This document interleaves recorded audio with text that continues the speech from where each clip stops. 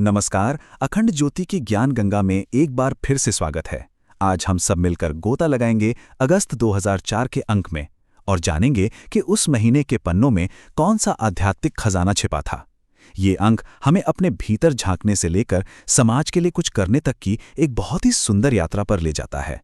तो चलिए इस यात्रा का आरंभ करते हैं। हर बार की तरह पत्रिका का आरंभ होता है गायत्री महामंत्र से, जो इसकी आत्मा है। इसका अर्थ बहुत गहरा है।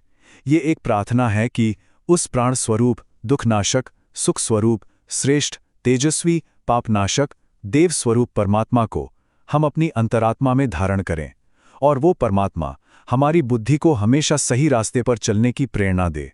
सच कहूं तो यही प्रेरणा इस पूरे अंक का सार है। तो चलिए एक नज़र डालते हैं कि इस अंक की आध्यात्मिक यात्रा हमें कहां-कहां ले जाएगी। हम शुरुआत करेंगे मन और व्यक्तित्व की बारीकियों को समझने से। फिर हम अपने ही अंतर मन की छिपी हुई शक्तियों को खोजेंगे। इसके बाद हम साधना के अलग अलग तरीकों, गुरु और शिष्य के रिश्ते के महत्व को जानेंगे और आखिर में इस ज्ञान को कर्म और समाज सेवा में कैसे बदला जाए, इस पर बात करेंगे। तो शुरुआत करते हैं पहले खंड से। यहाँ हम इस अंक के शुरुआती लेखों पर ध्यान देंगे, जो हमें सिखाते हैं कि मन की शुद्धि और एक आदर्श व्यक्तित्व की नींव कैसे रखी जाती है। इस अंक का पहला संपादकीय है मन दर्पण की नित्य सफाई। क्या खूब कहा है।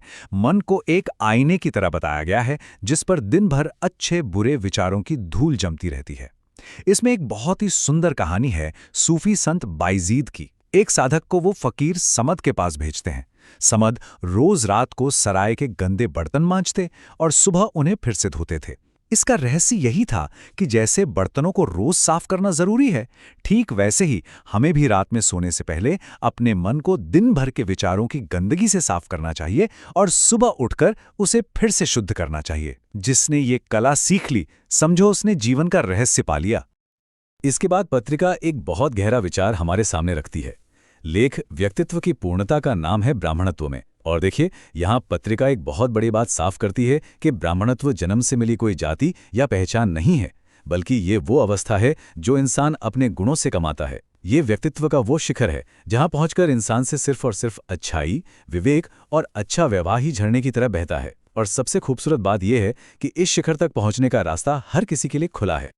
तो सवाल उठता है कि इस आदर्श व्यक्तित्व के, इस ब्राह्मणत्व के लक्षण क्या हैं? पत्रिका बताती है, सभी जीवों के लिए मन में दोस्ती का भाव रखना, हमेशा सच और धर्म के रास्ते पर चलना, त्याग, क्षमा और तप को जीवन में अपनाना, ज्ञान और विद्या में हमेशा आगे रहना और अपने भीतर करुणा और प्रेम का एक साम्राज्य बसा लेना। ये सिर्फ कोई कल्पना नहीं है। विश्वामित्र से लेकर विवेकानंद और गांधी जी तक कितने ही महापुरुषों ने इसी आदर्श को जीने की कोशिश की है। चलिए अब अपनी यात्रा को और गहरा करते हैं और चलते हैं अगले पड़ाव की ओर। ये पत्रिका हमें अपने ही भीतर, अपनी चेतना में छिपी हुई अनंत शक्तियों से मिलवाती है। लेख अजस्र आनंद का स्रोत अपने ही अंदर हमें एक ऐसी सच्चाई की याद दिलाता है जिसे हम अक्सर भूल जाते हैं। सोचकर देखिए, हम सब खुशी को कहाँ खोजते हैं? बाहरी चीजों में, कभी खिलौनों में, कभी रिश्तों में, तो कभी पैसे में। लेकिन ये सब तो आते जाते रहते हैं। असली आनंद का जो झरना कभी नहीं सूखता, वो तो हमारे अपने ही अंदर, हमारी आत्मा में बह रहा है। कहानी बिल्कुल उस कस्तूरी मृग जैसी है जो अपनी ही नाभि से आती खुशबू के लिए बेचैन होकर पूरे जंगल में भटकता फिरता है। हम भी आनंद के लिए बाहर भटक रहे हैं, जबकि वो हमारे भीतर ही मौजूद है। अब एक बहुत ही दिलचस्प लेख पर आते हैं, जिसका शीर्षक है 21वीं सदी में होगा श्रेष्ठ कल्पनाओं से उपचार। ये लेख हमें बताता है कि हमारी कल्पना सिर्फ ख्याली पुलाव पकाना नहीं है, बल्कि ये एक बहुत शक्तिशाली मानसिक ऊर्जा है। हजारों साल पहले हमारे योगियों ने ये जान लिया था और अब तो मॉडर्न साइंस भी ये मान रहा है कि अच्छी और पॉजिटिव कल्पना करने से हमारे शरीर के हार्मोन्स और न्यूरोट्रांसमीटर तक बदल जाते हैं। इस तकनीक को मेंटल इमेजरी कहते हैं और आज इसका इस्तेमाल तनाव, दर्द और यहाँ तक कि कैंसर जैसी गंभीर बीमारियों के इलाज में भी किया जा रहा है। आत्मज्ञान की आवश्यकता सर्वोपरि शीर्षक का लेख एक ऐसा सवाल हमारे सामने रखता है जो हम सबको सोचना चाहिए। हम बाहर की दुनिया के बारे में जानने के लिए, जानकारी इकट्ठा करने के लिए पूरी जिंदगी लगा देते हैं, लेकिन क्या हम कभी खुद को जानने के लिए थोड़ा भी समय निकालते हैं? अपनी आदतें, अपनी मान्यताएं, हमारा मन कैसे काम करता है, ये सब समझना ही तो असली आत्मज्ञान है। और इस ज्ञान के बिना बाहर का सारा ज्ञान अधूरा है, लंगड़ा है।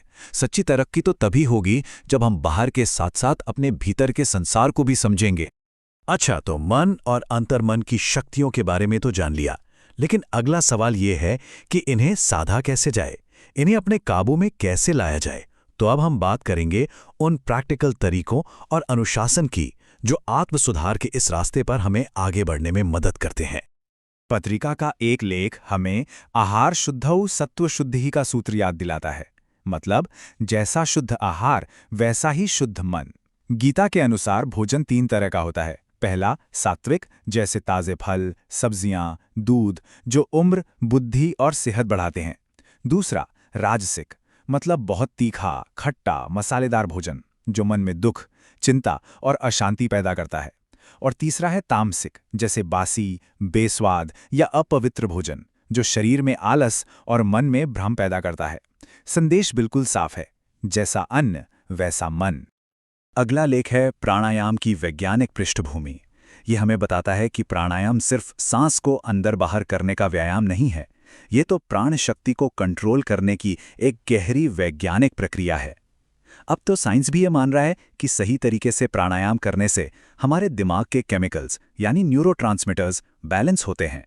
ये स्ट्रेस पैदा करने वाले हार्मोन जैसे कॉर्टिसोल को कम करता है और हमारे नर्वस सिस्टम को इतना मजबूत बना देता है कि मन अपने आप शांत और स्थिर रहने लगता है। इसी खंड में अनेक सिद्धियों की जननी गायत्री साधना लेख पर भी बहुत जोर दिया गया है। पत्रिका समझाती है कि ये सिर्फ एक मंत्र का जाप नहीं, बल्कि अपनी चेतना को जगाने की एक बेहद शक्तिशाली प्रक्रिया है। इस साधना के जरिए एक साधक अपनी सोई हुई शक्तियों को जगा सकता है और अपने आध्यात्मिक विकास को एक नई ऊंचाई दे सकता है। इसे आत्म सुधार की यात्रा का एक मुख्य स्तंभ माना गया है। अब देखिए, आत्मविकास का ये रास्ता लंबा और कभी-कभी कठिन भी हो सकता है। इस पर अकेले चलना मुश्किल है। यहाँ जरूरत पड़ती है एक मार्गदर्शक की, एक गुरु की। तो अब हम बात करेंगे गुरु शिष्य के पवित्र रिश्ते के बारे में, जिसे पत्रिका ने इस यात्रा का एक बहुत ही महत्वपूर्ण हिस्सा बताया है। इस अंक में गुरु तत्वों पर कई लेख हैं, जैसे सद्गुरु से संवाद की स्थिति कैसे बने, चेतना के रहस्यों का जानकार होता है सद्गुरु, और बलिहारी गुरु आपनी जिन गोविंद दियो मिलाए। इन सभी का सार हमें कबीर के इस एक दोहे में मिल जाता है। गुरु एक पुल की तरह हैं जो हमें अपने ही भीतर बैठे हुए ईश्वर से मिलाते हैं। वो सिर्फ किताबी ज्ञान नहीं देते, बल्कि हमारे अंदर की दुनिया की यात्रा का नक्शा देते हैं और उस रास्ते पर चलने के लिए हमें तैयार भी करते हैं। गुरु की कृपा एक रोशनी की तरह है जो शिष्य के रास्ते के सारे अंधेरे दूर कर देती है।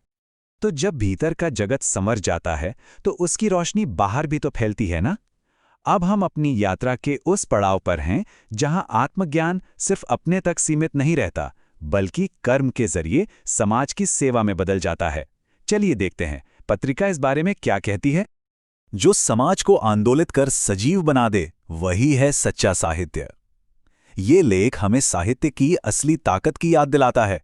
इसमें मैक्सिम गोर्की का जिक्र है, जो कहते थे कि साहित्य ऐसा होना चाहिए जिसे पढ़कर इंसान का चैन और सुकून छिन जाए और वो समाज को बेहतर बनाने के लिए खड़ा हो जाए। जैसे बंकिम चंद्र के आनंदमठ उपन्यास ने पूरे देश में आजादी की आग लगा दी थी, ठीक वैसे ही सच्चा साहित्य समाज की सोई हुई आत्मा को झकझोर कर जगा देता है।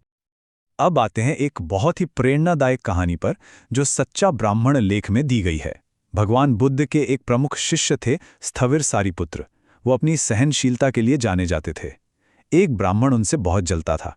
उसने चुनौती दी कि वो सारिपुत्र को गुस्सा दिलाकर ही रहेगा।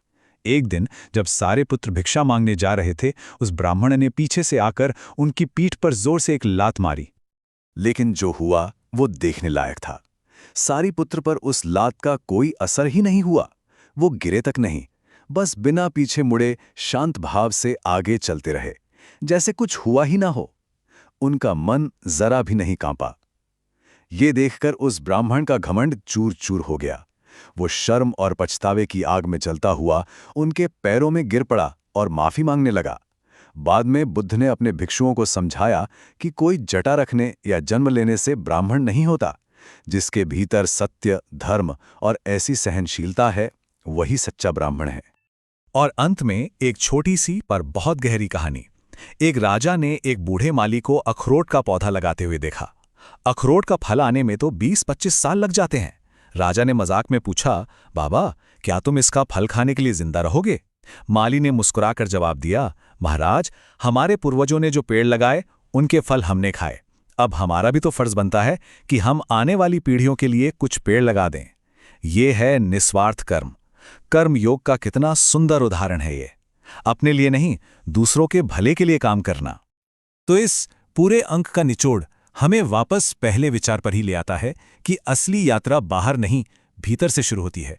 ये खुद को देखने, खुद को संवारने और फिर बिना किसी स्वार्थ के दुनिया की सेवा करने का रास्ता है।